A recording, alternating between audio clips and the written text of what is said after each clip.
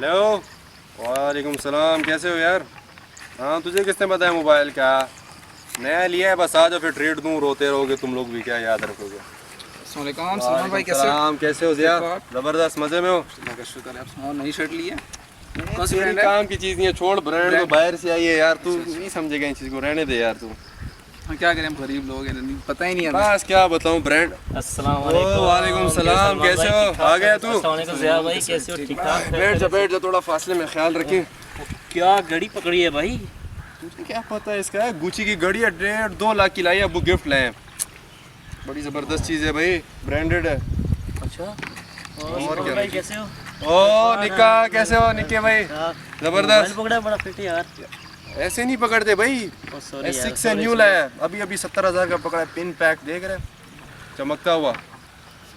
कैसा है? क्या बात है यार, देख रहे कैसा चमकता हुआ चीज़ है यार, क्लास की चीज़ है। कैसा है भाई, बताओ? वाला पीस। बहुत ज़्यादा यार। ऐसा क्या नहीं क्लास बात की है। जूते लिए हैं तूने? यार ये तो मैंने बस क्या कर यार, बस कर। मालूम है लंडे से लिए 200 रुपए की बातें कर रहे हैं।